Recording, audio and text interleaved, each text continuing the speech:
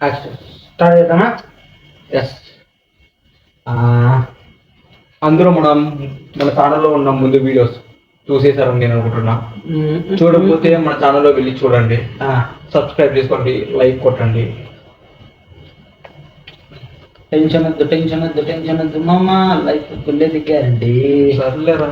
అవునా, ఓకేనా? స్టార్ట్ చేద్దామా? మరి మొత్తం డైరెక్టర్కి సంబంధించిన 2 seasons చేసినాం, కంప్లీట్ అయిపోయింది. చూడని వాళ్ళు ఎవరైనా ఉంటే చూడండి. యాక్టర్కి సంబంధించిన 2 seasons చేసినాం, అది కంప్లీట్ అయిపోయింది. అవి కూడా యూట్యూబ్లో ఉన్నాయి మా ఛానల్లో. పోయి వెళ్ళి చూడండి, ఎంజాయ్ చేయండి. ఇవాల్టి సీజన్ ఇది మరి ఇంకో కొత్త సీజన్ స్టార్ట్ చేస్తున్నాం. ఇది ఏమిటంటే ఇదేం చెప్పచ్చప్ప, ఇది మనకు ఇదేంటి? ఓకే, స్టార్ట్ చేద్దామా? దేని గురించి మాట్లాడదాం? మూవీస్ గురించి మాట్లాడదామా? Hollywood movies, Indian movies, animation, ఇంకా ఏ ఒకటి అన్ని మాట్లాడేసి ఇది ఒక సీజన్. ఫస్ట్ సీజన్ మూవీస్కి సంబంధించిన ఫస్ట్ సీజన్. దీంట్లో కూడా 6 episodes ఉంటాయి. ఒక్కొక్క ఎపిసోడ్ ఒక్కొక్క దాని గురించి మాట్లాడుకుంటూ పోదాము. కొన్ని దాని గురించి డిస్కస్ చేద్దాం. సరే, ఫస్ట్ ఎపిసోడ్ ఈ సీజన్లో ఫస్ట్ ఎపిసోడ్. సరే, ఫస్ట్ ఎపిసోడ్ కదా. ఫస్ట్ ఇంట్రడక్షన్తో మొదలు పెడదాం. ఇంట్రడక్షన్తో మొదలు పెట్టి ముందుకు పోదాం, ఓకేనా?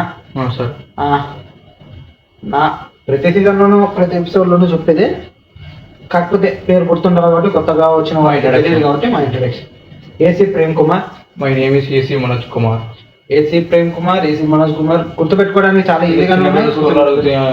యువర్ నేమ్ ప్లీజ్ అంటే my name is AC Manoj Kumar madam from అంటే అనంతపూర్ మేడం అని వస్తుందా? అట్లా చెప్పినట్టు లేదా? అదే అదే పనిగా ఏదో ఒకటి కొద్దిగా వద్దని.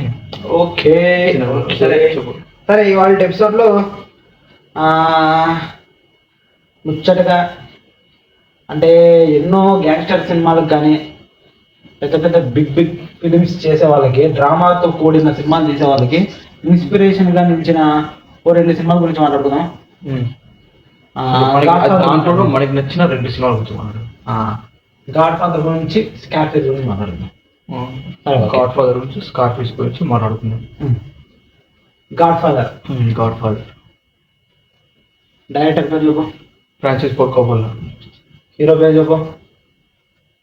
ఆల్ పచినో. గాడ్ ఫాదర్ పేరు చెప్పు. మార్లాన్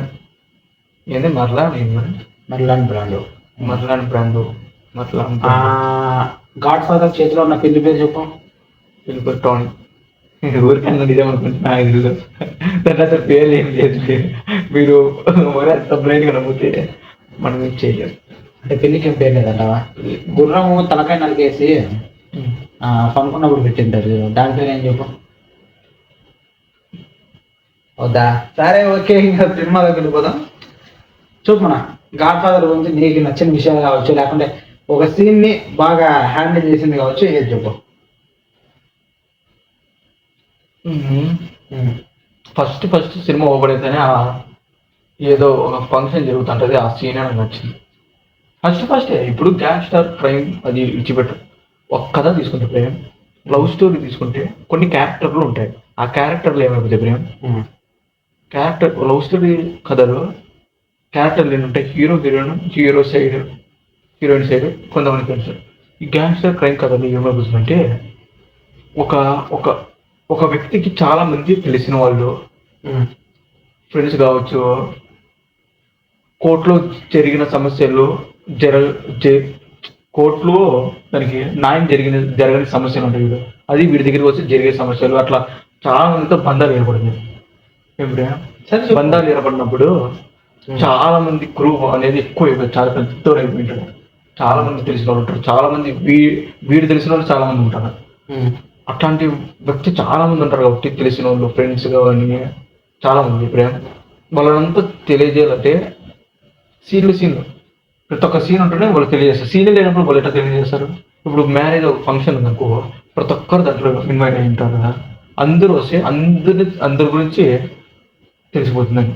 ఒక చిన్న కూడా హలో అని చెప్పి షేక్ హ్యాండ్ ఇచ్చినా కూడా వీడు వీడు మన అన్నకు ఎవరికో పరిచయం చేస్తాడు, నా తమ్ముడు అక్కడి నుంచి చదువుకొని వచ్చినాడు, వీడు మన నాన్న దగ్గర పని చేసేవాడు. అట్లా చిన్న చిన్న డైలాగులతో చాలా మంది సంబంధాలు కూడా తెలిసిపోతాయి నేను. అవునా? అందుకే ఫస్ట్ సీన్ నాకు బాగా నచ్చేది. ఫస్ట్ సీన్ నాకేంటంటే గాడ్ ఫాదర్ 1 నాకు ఒక్కొక్క క్యారెక్టర్ ని ఇంట్రొడ్యూస్ చేసేది గాడ్ ఫాదర్ లో బాగా ఇష్టం. ఏంటంటే నాకు ఒక్కొక్క క్యారెక్టర్ ఇంట్రొడ్యూస్ చేయడం బాగా ఇష్టం. ఏంటంటే ఫస్ట్ ఓపెన్ అయితేనే ఒక క్యారెక్టర్ ఎప్పుడు ఇంట్రొడ్యూస్ చేస్తాడంటే గాడ్ ఫాదర్ క్యారెక్టర్, తన క్యారెక్టరే ఒక ఆ గద్దె మీద అంటారు కదా, గద్దె మీద ఎక్కి కూర్చొని అందరినీ శాసించే పొజిషన్లో కూర్చున్న మనిషి దగ్గర ఓ మనిషి వచ్చి తన కష్టాలు చెప్తా అంటాడు. నా కూతురికి ఇలా జరిగింది, ఇది నాకు అన్యాయం జరిగింది, ఇది న్యాయం చేయాలని చెప్తా అంటే ఇంట్రడక్షన్, ఓహో ఈ మనిషి ఈ పొజిషన్లో ఉన్నాడు, ఈ న్యాయం చేయగలడు అనేది ఫస్ట్ సీన్తోనే మనకి క్రాక్ చేశారు. కొడుకు అంటే మొత్తం వాళ్ళ నాన్న ఎంతో పెద్ద ఎంపైర్ సృష్టించినాక కొడుకులకు పొగురు ఎట్లా పడతాడో, మనం వచ్చే నెక్స్ట్ జనరేషన్ పొగురు ఎట్లా పడుతుందో తన కొడుకు కూడా అదే పొగురు పడినట్ల సీన్ ఇంట్రడక్షన్ చూపిస్తాడు. ఎట్లా చూపిస్తాడంటే పోతాడు కార్లో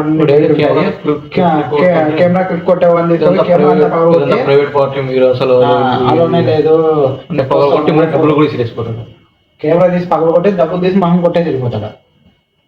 అంటే తన క్యారెక్టర్ ఇంట్రడక్షన్ అయిపోయింది. అంటే ఒక్కొక్క క్యారెక్టర్ ఇంట్రడక్షన్, ఇప్పుడు ఆల్ ప్యాచన్ ఇంట్రడక్షన్ కూడా తన గర్ల్ ఫ్రెండ్తో వచ్చి పార్టీలో కూర్చొని వాళ్ళ నాన్నకి సంబంధం లేకుండా వాళ్ళ అంటే ఏదో ఒక టఫ్ ఏదో నార్మల్గా ఎక్కువ మాట్లాడిన పర్సన్ లాగా ఒక ఇంట్రో లాగా కూర్చొని అక్కడ ఉన్న ఫ్యామిలీ మెంబర్స్తో కావచ్చు, ఎవరైనా పెద్దలు కావచ్చు, ఉన్న వాళ్ళతో అట్లా పరిచయం చేసుకుంటా నవ్వుతా మాట్లాడతా కళ్ళతోనే అందరినీ స్కాన్ చేసే విధంగా చూస్తూ ఉంటాడు. ఇంకో విషయం అంటే ఒక క్యారెక్టర్ ని తెలియజేస్తా ఉంటాడు. అట్లా ప్రతి ఒక్కరి క్యారెక్టర్ ని తెలియజేస్తా ఇంకా అంటే ఒక స్టెప్ బై స్టెప్ ఒక మినిమం అంటే ఒక 30 minutes లోనే మ్యారేజ్ ఫంక్షన్ లోనే ఒక 30 minutes లోనే ప్రతి ఒక్కరి ఇంట్రడక్షన్ అయిపోయి, ఇంట్రడక్షన్ తో పాటు ప్రతి ఒక్క క్యారెక్టర్స్ ఎక్స్ప్లెయిన్ చేసేసి సినిమా ముందుకు తీసుకుపోతాడు. అప్పటి నుంచి స్టోరీ స్టార్ట్ అవుతుంది. ఇంకొకటి ఏంటంటే గాడ్ ఫాదర్ నా దృష్టిలో గాడ్ ఫాదర్ కంప్లీట్ స్టోరీ. ఎందుకు అంత గొప్ప సినిమా అయిపోయింది, ఎందుకు అంత సినిమా అంటే ఎంత ఇప్పుడు Godfather one of the writer ఏమంటాడంటే ప్రేమ్ సీన్ ఎంత బాగున్నా ప్రేమ్, Godfather one of the writer ఏమంటాడంటే సీన్ ఎంత బాగున్నా ప్రేమ్, సీన్ ఎంత బాగా రాసా ఎంత బాగున్నా స్టోరీకి సంబంధం లేకుంటే సీను వేస్ట్ అని ప్రేమ్. అర్థమైందా? స్టోరీకి సంబంధం లేనప్పుడు సీను ఎంత బాగా రాసా స్టోరీకి సంబంధం, స్టోరీ లేనికి సంబంధం లేదు, సీన్ వేస్ట్, పెట్టి కూడా వేస్ట్ వర్కౌట్ కాదని. అట్లాంటి ఎన్నో కొన్ని లైన్స్ కొన్ని పాయింట్స్ రాసుకొని ఆ సినిమాలో ఎంత కరెక్ట్గా ప్రేమ్ సీన్ టు సీన్ ఇట్లా సంబంధం లేని సీన్లో రాకుండా, వేస్ట్ డ్యూరేషన్ పెంచాలనే సీన్లో రాకుండా ఊరికి కరెక్ట్ సీన్లో పడతాయి కదా దాంట్లో, కరెక్ట్ సీన్లో కరెక్ట్ స్టోరీకి కావాల్సిన సీన్లో పడతాయి కదా, అంత కరెక్ట్గా తీసే అదంతా ఎంత తీసినా అదంతా పక్కన పెట్టినా ఎంతమంది దీని గురించి చాలా మంది మాట్లాడతారు. కరెక్ట్ ఇట్లా ఉంటుంది ఎంత మాట్లాడినా నాకు ఆ సినిమా ఎందుకు నచ్చుతుందంటే గాడ్ ఫాదర్ అంత శాసించి అంత చూసుకొని వాళ్ళ చిన్న కొడుకు కూడా ఏదో అక్కడ ఎప్పుడైతే గాడ్ ఫాదర్ పడిపోతాడో ఆ మార్కెట్లో ఏదో ఫ్రూట్స్ కొనుక్కోవడానికి వెళ్తే అక్కడ గన్ షాట్ జరిగి గాడ్ ఫాదర్ పడిపోతాడో అప్పుడు వెంటనే వాళ్ళ చిన్న కొడుకు ఆల్పేచనికి ఫోన్ వెళ్తే న్యూస్ పేపర్లో చూసారు, అక్కడ ఫోన్ వస్తుందా వాడు ఏదో మాట్లాడుతుందా, న్యూస్ పేపర్లో చూసారు ఒక ఆర్టికల్ అట్లా పడుతుంది అట్లా జరిగింది అని. అప్పుడు అతను అక్కడికి వాళ్ళ ఇంటికి వెళ్తాడు, హాస్పిటల్కి పోయి వాళ్ళ నాన్న చూస్తారు, దాని తర్వాత అదంతా నడిపించుకుంటారు చూస్తాడు. అదంతా ఎంత చూసినా ఎంత స్టోరీ ఉంది గాడ్ ఫాదర్ అంత చూసుకొని కూడా లాస్ట్లో గార్డెన్లో కూడా మనవాడితో ఆడుకుంటూ చచ్చిపోతాడు. కంప్లీట్ స్టోరీ చూపిస్తాడు, నాకు అది ఇష్టం. ఎంతమంది రైటర్ల గురించి ఎంతమంది రైటర్ల గురించి ఆ లైట్ సెటప్ బాగుంది, ఆ రాయల్ లుక్ అంతా ప్రేమ్ కాస్ట్యూమ్స్ కానీ ఆ రాయల్ లుక్ తెలియజేస్తుంది, ఆ మ్యూజిక్ కానీ తీసింది కానీ అదంతా నాకు అదంతా ఇష్టం. అదంతా పక్కన పెడితే స్టోరీ కంప్లీట్ స్టోరీ చూపిస్తాను ఓ మనిషి అది నాకు ఫుల్ ఇష్టం. అదే స్కార్ఫేస్ కి గాడ్ ఫాదర్ కి తేడా లేదు పెద్దగా నా దృష్టిలో, సంబంధం కూడా లేదు. ఎందుకంటే చెప్పేది ఇది గ్యాంగ్స్టర్ లో ఒక అనుకోని వ్యక్తి వచ్చి ఎలా ఎదిగినాడు అనే స్టోరీ మాత్రం అదే ప్రేమ్, ఇది కంప్లీట్ స్టోరీ కాదు.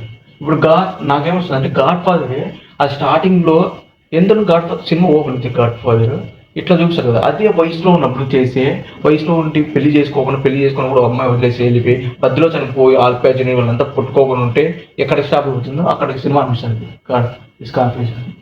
అట్లా ఒకవేళ అట్లా పెడితే అట్లా ఉంటుంది అనిపిస్తుంది. అందుకే నాకు గాడ్ ఫాదర్ నాకు ఇది క్యారెక్టర్స్ వచ్చేసి ఆల్పాచ్ క్యారెక్టర్ ఏదైతే ఉందో డ్రగ్ డీలింగ్ మొత్తం చేయడము, మెల్లిమెల్లిగా దాంట్లో ఇంచు పెరుగుతా పోవడము, నాకు అది డీల్ చేసినది చాలా బాగా అనిపిస్తుంది.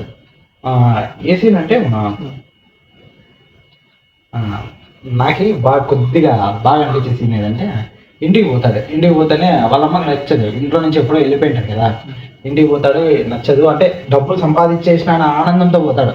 నేను ఇంకా పెద్దోడిని అయిపోయినా, నేను కారు కొన్నాను, నేను బాగా డబ్బులు సంపాదిస్తాను అనే ఆనందంతో ఇంట్లో వాళ్ళకి తెలియజేద్దామని పోతే వాళ్ళమ్మ డబ్బులు ఇచ్చేస్తుంది, చెల్లి తీసుకుంటుంది, ఏదో కజిన్ సిస్టరే తీసుకుంటుంది, వాళ్ళ అమ్మకి నచ్చదు అది. ఇలా అంటే ఆ సీన్ అంటే నచ్చకపోయినా ఆడే ఉండి మాట్లాడి ఏదో కన్వే చేయాలని చూస్తా అంటారు మనకి.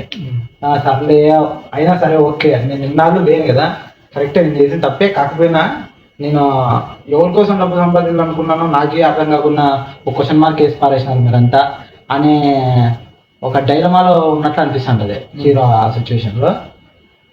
మొత్తం అంతా డబ్బులు ఇచ్చేసి సరేలే వద్దనుకొని వీని ఫ్రెండ్ మరి వాని కజిన్ సిస్టర్నే అదే సిస్టర్నే లాగా చూడటము, అది వీడు గమనియడము, ఆ సీన్ ఏదైతే ఉందో అది నాకు బాగుంది. అంటే ఇప్పుడు ఏవైతే ఉన్నాయో లాస్ట్కి మొత్తం అంతా రావడము, అందరు అటాక్ చేయడము, అటాక్ చేసి దాన్ని డిఫెండ్ చేసుకొని మరీ అటాక్ చేసి ముందర నుంచి ఎంత కాల్చినా చనిపోయిన వీడు వెనకాల నుంచి కాల్స్తేనే అదే చెప్పింది అదే ముందర నుంచి ఎంతమంది కాల్చినప్పుడే అదే కదా, అదే స్టోరీ ఏంటంటే ఫస్ట్ టైం చూసినప్పుడే ముందర నుంచి చాలా మంది కాల్చి వచ్చాడు.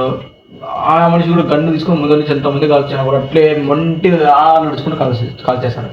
వాడు వెనకాల నుంచి వచ్చి కాల్సానికి పడిపోతాడు అట్లే. ఎందుకంటే అంటే క్యారెక్టర్ ఎట్లా అంటే డైరెక్టర్ రాసే సింబాలిక్ ఎట్లా షూటింగ్తో తెలియజేసి ఇట్లా ఏంది ప్రేమ్ చూపు, వీడు వండి క్యారెక్టర్, వీడు విండు ఏదైనా తప్పు చేసినా కూడా అదే చెప్తుంది. ఆ రెస్టారెంట్ సీన్ లో కూడా వాళ్ళ వైఫ్తో గొడవ పడే సీన్ కూడా గొడవ పడతాడు. గొడవ పడిన తర్వాత ఏం చేస్తాడు, పిల్లలు కొట్టారు, అది చాలా విషయాలతో మాట్లాడుకుంటా, డ్రగ్స్ తీసుకుంటా ఉండి కడుపు చెడిపోయింది అది ఇది మాట్లాడుకుంటా తిట్టుకుంటా, వాళ్ళ పిల్లం కూడా వదిలేసి వెళ్ళిపోవడము, వాడు ఆ డైనింగ్ టేబుల్ని విసిరేయడము, వాళ్ళ ఫ్రెండ్ ఆపడము, ఆడ రెస్టారెంట్లో ఉన్న వాళ్ళంతా చూస్తారు. చూసి ఏమంటాడు, అంతా షేమ్ అయిపోయి ఏదో నాకు పరువు పోయిందో అదని ఏదో అన్కంఫర్టబుల్ ఫీల్ వెళ్ళిపోతాడు. అట్లా కాకుండా ప్రేమ్ మీరు నాలాగా బతకలరా, నా అంత ధైర్యం ఉంది అది ఇదని ఊక్కుంటూ వెళ్ళిపోతాడు. చాలా మంది ఏం తప్పు చేసినా ప్రేమ్, ఏం తప్పు చేసినా